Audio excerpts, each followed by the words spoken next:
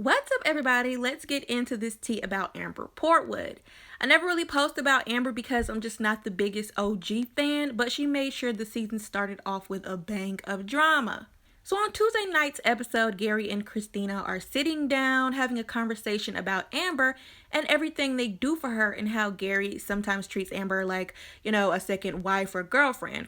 Christina makes the comment that she looks at Amber like a teenage daughter. I don't think Christina meant any type of harm, but she definitely handles Amber with kitten gloves. They both do because Amber has this history of mental health and this history of drug abuse. So they do handle her like a child. And maybe, Christine didn't mean it like that. But I feel like, yeah, that is how she feels. And Amber did not like this conversation that she saw on TV. And she decided to take to social media and tell everybody what she claimed was the truth. Take it back a couple things that I said earlier. Gary did say that he was here every day for a week. No, sweetheart.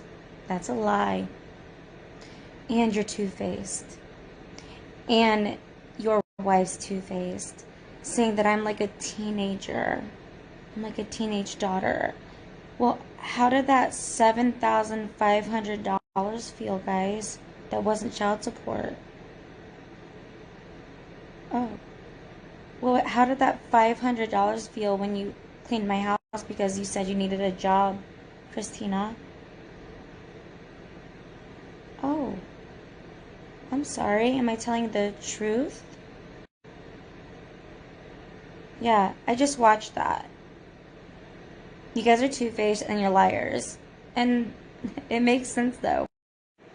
Hey guys, I'm just going to make it clear that there's not going to be any more lies said about me anymore at all, because I'm going to clear it up.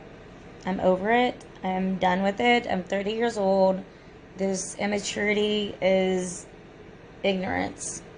So I'm not going to keep my mouth shut anymore. It's not happening. And I was also taught that it's okay to tell the truth.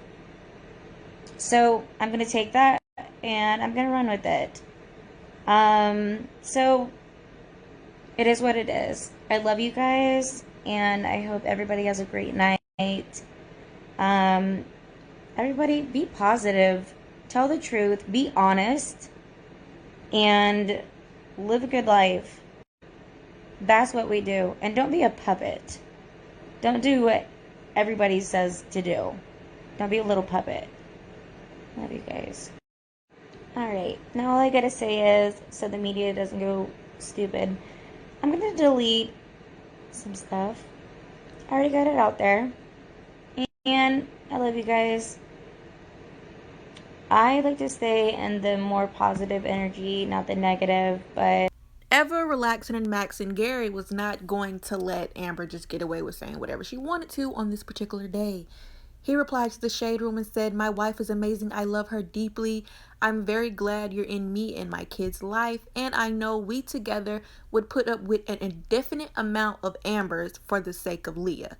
But I also want to apologize to you for having to deal with all of this.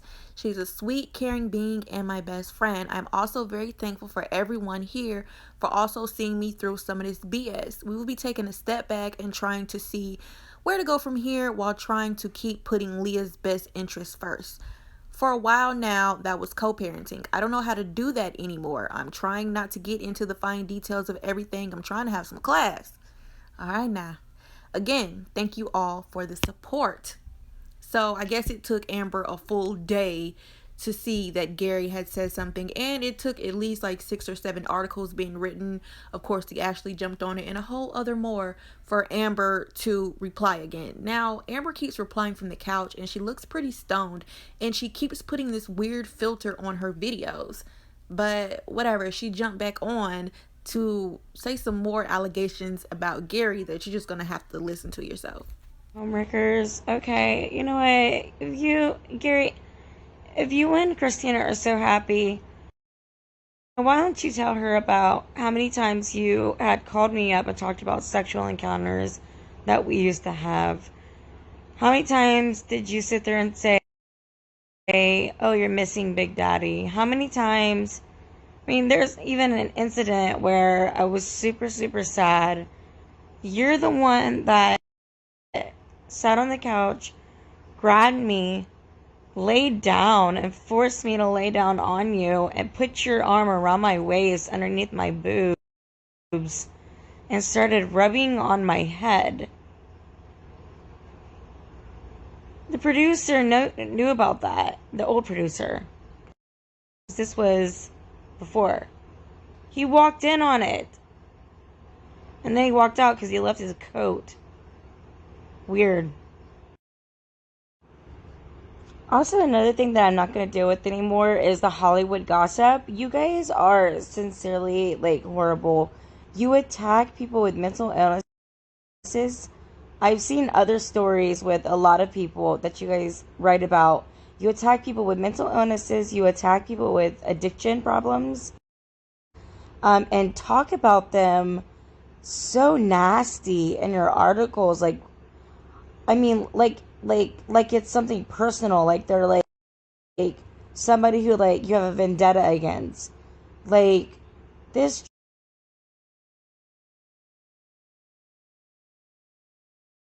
trashy person or this nasty person. Like, oh my God, how do you talk about somebody with a mental illness like that? Do you not remember Anthony Bourdain? Do you not remember Chester Bennington? Do you not remember Robin Williams?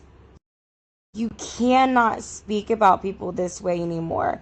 This is 2021, guys. It's time to raise your voice. Like, this is not right. Okay, I'm done now with the negative stuff, honestly. I'm just so sick of the lies and just the way people are treated today. I know the pandemic is hard on everybody, but we've really got to stick together, guys, and not sit there and put each other down. But don't be afraid to tell your truth.